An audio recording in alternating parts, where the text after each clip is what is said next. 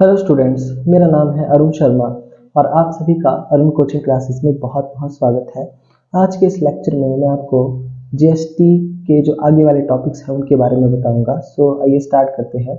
Objectives of GST. So GST का क्या objective है, जीएसटी को लगाने का ऑब्जेक्टिव्स क्या है, जीएसटी के ऑब्जेक्टिव्स क्या क्या है। पहला है one country one tax. The most important objective of GST is to embrace the embrace the one nation, one tax, one market regime with one tax rate prevailing for one set of goods across all parts of the country. The tax rates do not differ from state to state. So देखिए, जैसे कि आपने मोदी जी को भी सुना होगा ये बोलते हुए कि वन नेशन वन टैक्स, भाई एक राष्ट्र एक कर और एक मार्केट। ये जो है जीएसटी का नारा है, जीएसटी का स्लोगन है कि जो पूरी की जो हमारी पूरी की पूरी जो कंट्री है इंडिया, उसमें जितनी भी स्टेट्स हैं उसमें सभी जो एक सेट के जो गुड्स हैं, जैसे कि ज्वेलरी की मैं एक बात ले लेता हूँ, तो ज्वेलरी पे अगर 18% का जीएसटी लगेगा तो वो पूरी कंट्री में जितनी भी स्टेट है वहाँ पे जीएसटी 18% ही होगा ज्वेलरी पे। डिफर स्टेट टू स्टेट जो है वो टैक्स रेट डिफर नहीं होगा। सो जीएसटी के अंडर जो है वो एक ही टैक्स लगता है पूरी कंट्री में। GST unifies the countries large economy. Unifies का मतलब समान बना देती है कंट्री की लार्ज इकोनॉमी को, जो है जीएसटी वो समान बना देता है। And the population of more than, जो हमारी पॉपुलेशन जैसे कि 1.3 बिलियन पीपल से ज़्यादा है, इनटू अ कॉमन मार्केट। सो जितनी भी हमारी इकोनॉमी है, हमारी कंट्री की जो इकोनॉमी है उसमें जितनी भी पॉपुलेशन है वो उसको एक कॉमन मार्केट में जो है वो कन्वर्ट कर देता है, जीएसटी बदल देता है। सो आई होप आपको वन कंट्री वन टैक्स का मतलब समझ में आ गया होगा कि जो है पूरी कंट्री में, पूरे इंडिया में एक goods, one set of goods पे जो है एक ही टैक्स रेट अप्लाई होगा, जो है state to state differ tax rate apply नहीं होगा। नेक्स्ट है सबस्यूम ऑल इनडायरेक्ट टैक्सेस। तो जीएसटी ने जो है सभी इनडायरेक्ट टैक्सेस को रिप्लेस कर दिया है। जो भी हमारी इकोनॉमी में जितने भी इनडायरेक्ट टैक्सेस होते थे पहले, जैसे कि central sale tax, excise duty, इन इन सब को जो है वो रिप्लेस करके एक टैक्स बन गया है अब GST. It abolishes all indirect and multiple taxes except basic custom duty. तो जो बेसिक कस्टम ड्यूटी है वो अभी भी लगाई जाती है। बाकी के जो इनडायरेक्ट टैक्सेस हैं उन सभी इनडायरेक्ट टैक्सेस को जीएसटी ने खत्म कर दिया है, रिप्लेस कर दिया है। अब एक टैक्स लगता है वन सेट ऑफ गुड्स पे, वो है जीएसटी। सो जीएसटी जो है वो लगाया जाता है जिसका डुअल जीएसटी मॉडल है, सीजीएसटी और एसजीएसटी, जैसा कि मैंने आपको बताया था। अगर हमारी जो सप्लाई होती है वो इंट्रा स्टेट सप्लाई है, within the state supply है, तो सीजीएसटी और एसजीएसटी अप्लाई होता है। और अगर इंटर स्टेट सप्लाई है, मतलब स्टेट टू स्टेट सप्लाई है, तो आईजीएसटी लगाया जाता है। आई होप आपको ये वाला पॉइंट समझ में आ गया होगा। Eliminate the cascading effect on of indirect taxes. The main aim of CGST is to reduce the cascading effect of taxation.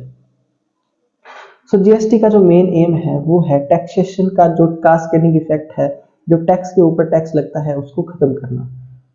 And allow input credit for taxes paid at each stage. अगर businessman ने जो भी purchase पे, input पे जो भी taxes पे किया होगा तो उसका इनपुट क्रेडिट भी उसको जो है वो मिलेगा। तो इसने कास्केडिंग इफेक्ट को, इनडायरेक्ट टैक्सेस के कास्केडिंग इफेक्ट को एलिमिनेट कर दिया है, ये इसका मेन ऑब्जेक्टिव था। नेक्स्ट है improving the competitiveness of goods and services. GST aims to improve the competitiveness of original goods and services in the market by introducing input credit, single point tax and removing the cascading effect of taxation।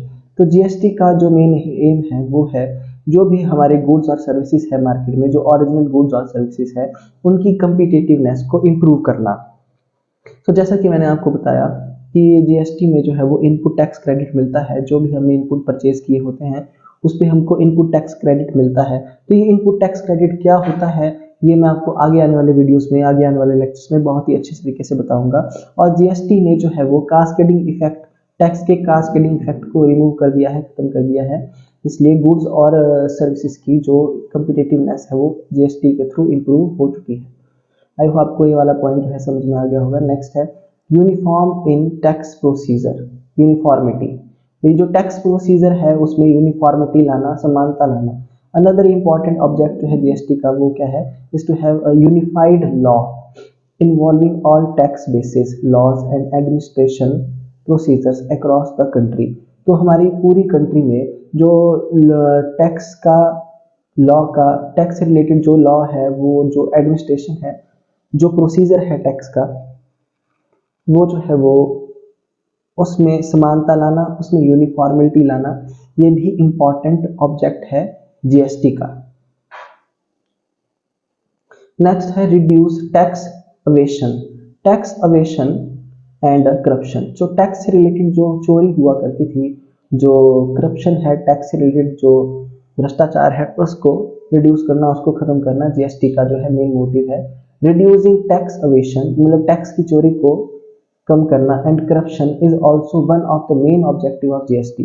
Under the GST design details of all invoices are required to be mentioned and all the transactions are checked in detail at GST portal. So जो GST से related अगर कोई भी invoice है, कोई भी invoice है, अगर उसकी डिटेल हमें चाहिए तो वो सारी की सारी जो डिटेल है हमको, सारे की सारी जो जीएसटी से रिलेटेड जो ट्रांजैक्शन है हमको वो जीएसटी पोर्टल पे मिल जाएगी। क्योंकि जीएसटी के अंदर जो भी बिल जीएसटी के अंदर काटा जाता है उसको बाद में जो है वो ऑनलाइन जीएसटी पोर्टल पर जो है वो चढ़ाया जाता है, जिससे जो है कोई भी टैक्स की चोरी नहीं होती है, सब कुछ जो काम है वो ऑनलाइन होता है। सो स्टूडेंट आगे जा करके आप जीएसटी के बारे में जब डिटेल में पढ़ेंगे, क्योंकि यहाँ पे एक छोटा सा चैप्टर है, तो आपको ये सारी बातें समझ में आ जाएंगी कि जीएसटी पोर्टल क्या होता है, वहाँ पे बिल्कुल डिटेल में बताया होगा।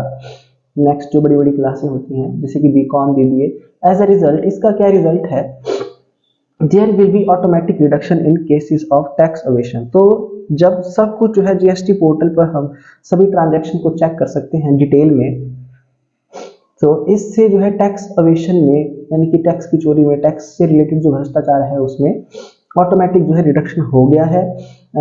As the business would not be able to fake claims and VAT taxes. तो कोई फ्लेक के टैक्स से रिलेटेड कोई भी फ्लेक क्लेम जो है वो बिजनेस अब नहीं लगा सकता है। सो टैक्स से रिलेटेड जो भी चोरी हुआ करती थी, भ्रष्टाचार हुआ करता था, अब वो जीएसटी के आने के बाद जो है वो खत्म हो चुका है। इंक्रीज कॉम्प्लायंसेस, सो जो टैक्स से रिलेटेड जो भी हमारे रूल्स हैं, जो भी हमारे प्रिंसिपल्स हैं, जो मतलब पहले हम फॉलो नहीं करते थे, अब हम वो फॉलो करने लग गए हैं। GST is aimed and expected to increase compliances resulting in a big revenue boost for the government. So सभी जो है जीएसटी से रिलेटेड रूल्स का मतलब अनुपालन करने लगे हैं, उसको भी करने लगे हैं, जिससे गवर्नमेंट की जो रेवेन्यू है उसमें बूस्ट आ गया है, वो बढ़ चुकी है। अब टैक्स की जो कलेक्शन है वो पहले से ज्यादा होने लगी है, which would help to further improve, जिससे हमारी कंट्री की जो इकोनॉमिक सिस्टम है वो इम्प्रूव होने लग गई है। नेक्स्ट है increase in productivity and efficiency.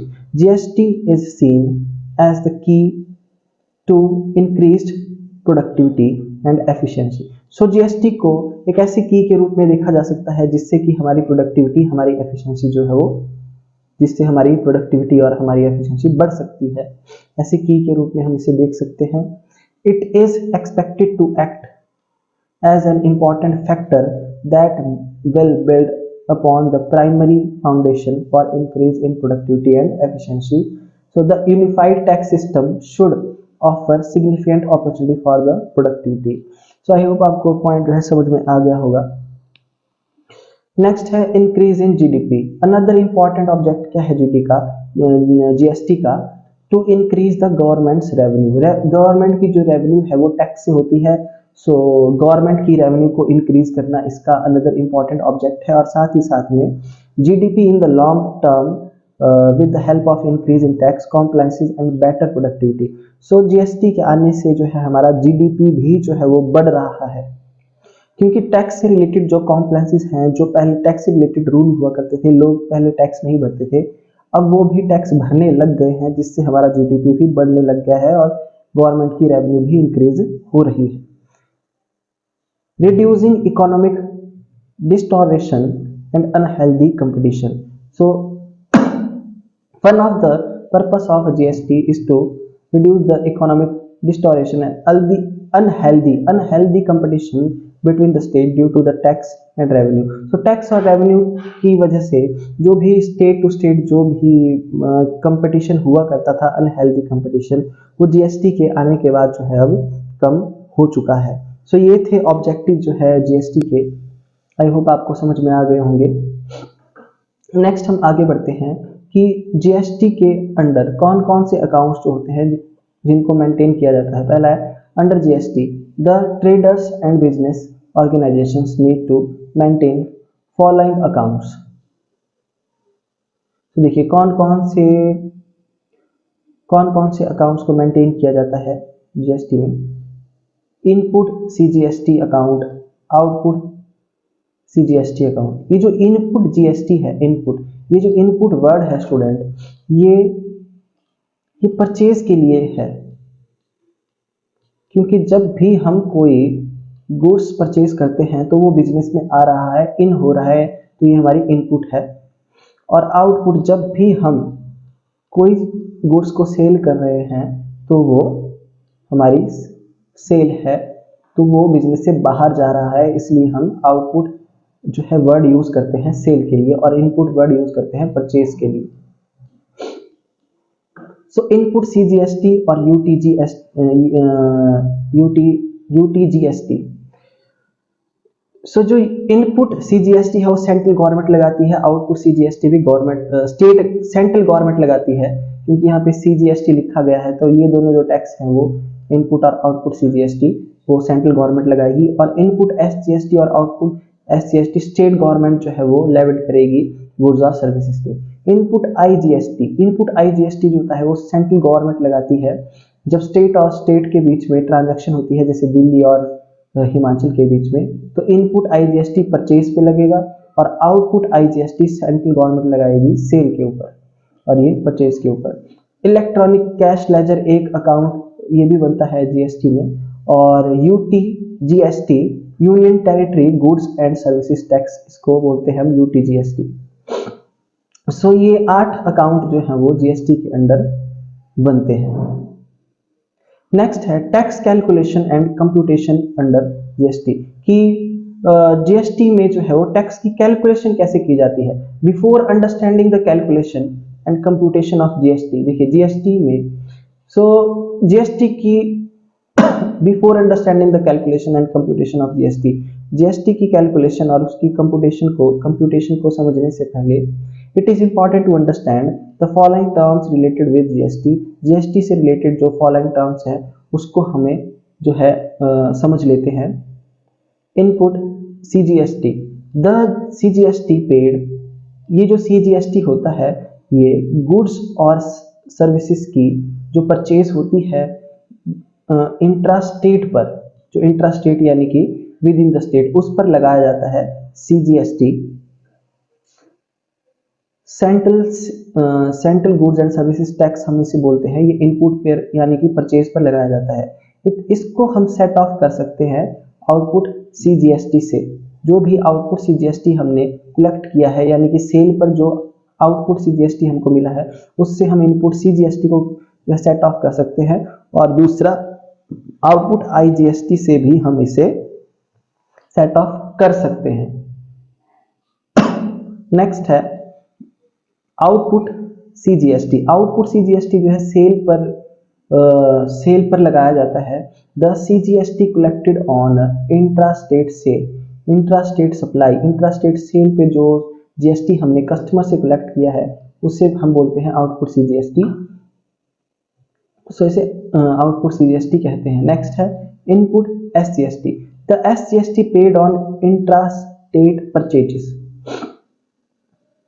जो इनपुट एसजीएसटी है वो इंट्रास्टेट परचेज पर लगाया जाता है, intrastate purchases on goods and services पर लगाया जाता है, और इसको हम सेट ऑफ कर सकते हैं आउटपुट एसजीएसटी से। या फिर आउटपुट आईजीएसटी से सेट ऑफ कर सकते हैं इसी सीक्वेंस में। सो सबसे पहले जो है हम आउटपुट एसजीएसटी का यूज करेंगे, उसके बाद आईजीएसटी का यूज करेंगे। स्टूडेंट एक बात मैं आपको बता देता हूं कि एसजीएसटी से सीजीएसटी को जो है वो कभी भी सेट ऑफ नहीं किया जा सकता है। एसजीएसटी से सीजीएसटी और एसजीएसटी एक दूसरे में सेट ऑफ नहीं हो सकते हैं। ये सेट ऑफ होता क्या है वो मैं आपको आगे आने लेक्चर्स में समझा दूंगा। बट आईजीएसटी का यूज जो होता है वो आईजीएसटी का यूज वो एसजीएसटी के लिए भी हो सकता है और सीजीएसटी के लिए भी हो सकता है, बट एसजीएसटी और सीजीएसटी आपस में कभी भी सेट ऑफ नहीं होते हैं। नेक्स्ट है आउटपुट एसजीएसटी। अभी हमने आउटपुट सीजीएसटी के बारे में पढ़ा। नेक्स्ट है आउटपुट एसजीएसटी।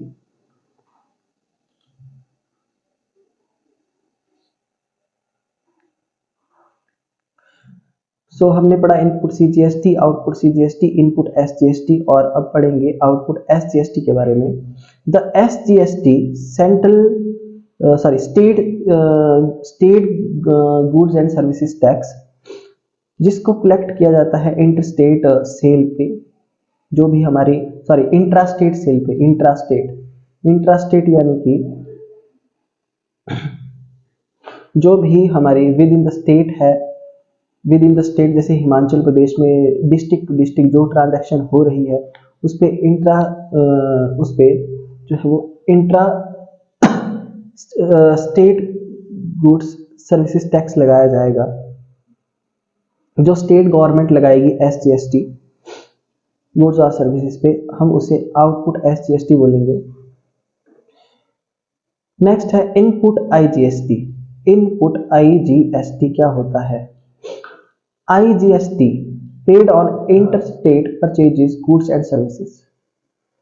सो अगर ट्रांजैक्शन हिमाचल प्रदेश में और दिल्ली के बीच में हो रही है, दो स्टेटों के बीच में हो रही है, तो अगर हमने कोई इनपुट यानी कि हमने कोई गुड्स परचेज किया है, रॉ मटेरियल परचेज किया है, उस पे जो परचेज पे जो जीएसटी लगेगा हिमाचल और दिल्ली के बीच में वो आईजीएसटी लगेगा और इसे सेंट्रल गवर्नमेंट लगाती है। देखिए जो आपका आईजीएसटी होता है वो आउटपुट आईजीएसटी से सेट ऑफ होता है, यानी कि अगर हमने कोई सेल की है within the two state, अगर कोई सेल होता है तो उस पे आउटपुट आईजीएसटी लगाया जाता है। तो आउटपुट आईजीएसटी से ही हम इनपुट आईजीएसटी को सेट ऑफ कर सकते हैं या फिर सीजीएसटी और एसजीएसटी का भी यूज कर सकते हैं। सो सबसे पहले जो है इनपुट आईजीएसटी आउटपुट आईजीएसटी से सेट ऑफ होगा और उसके बाद सीजीएसटी, आउटपुट सीजीएसटी और आउटपुट एसजीएसटी का यूज किया जाएगा इसी सीक्वेंस में। लास्ट है आउटपुट आईजीएसटी। आउटपुट आईजीएसटी, अभी स्टूडेंट आप ध्यान से एक एक बात को समझ लेना, आपको हो सकता है थोड़ा कंफ्यूजन भी हो जाए। इन केस अगर आपको किसी बात का पता नहीं चलता है तो आप मेरे दिए गए नंबर पे कॉल कर सकते हैं। The IGST collected on the interstate sale. देखिए जो जीएसटी हमने कलेक्ट किया है कस्टमर से इंटरस्टेट सेल पे, सेल करती बार हमने कस्टमर से जो टैक्स कलेक्ट किया है, ये वो टैक्स है आउटपुट आईजीएसटी। जब ट्रांजैक्शन दो स्टेटों के बीच में हो रहा है तो उसे हम बोलते हैं output IGST, integrated goods and services tax. तो ये छह टाइप के टैक्स हैं यहाँ पे दिए गए। एक बार मैं फिर से आपको बता देता हूँ। इनपुट सीजीएसटी जो कि सेंट्रल गवर्नमेंट लगाती है जब इंट्रा स्टेट जो है गुड्स को और सर्विसेज को परचेज किया जाता है। तो फिर है आउटपुट सीजीएसटी, ये सेल पे लगाया जाता है आउटपुट सीजीएसटी जब भी इंट्रा स्टेट सेल होती है। तो इनपुट एसजीएसटी जो है वो स्टेट गवर्नमेंट लगाती है जब भी हमारी सेल होती है इंट्रा स्टेट यानी कि with in the state. Output SGST ये भी स्टेट गवर्नमेंट लगाती है इंट्रा स्टेट सेल पे जब हमारी सेल होती है within the state cell.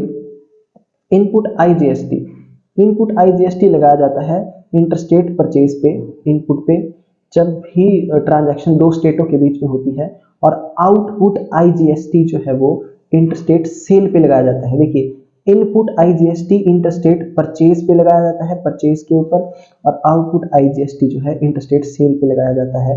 I hope आपको ये बातें समझ में आ गई होगी। इसके बाद वाला जो टॉपिक है, जीएसटी जो है वो एसेट भी होती है, लायबिलिटी भी होती है। सो इसकी कैलकुलेशन कैसे होती है मैं आपको आगे आने वाले लेक्चर्स में बताऊंगा। आई होप आपको समझ में आ गया होगा। अगर कोई क्वायरी है तो आप जो है वो मेरे दिए गए नंबर पे कॉल कर सकते हैं। सो ये मेरा फ़ोन नंबर है स्टूडेंट, जैसा कि आप स्क्रीन पे देख सकते हैं।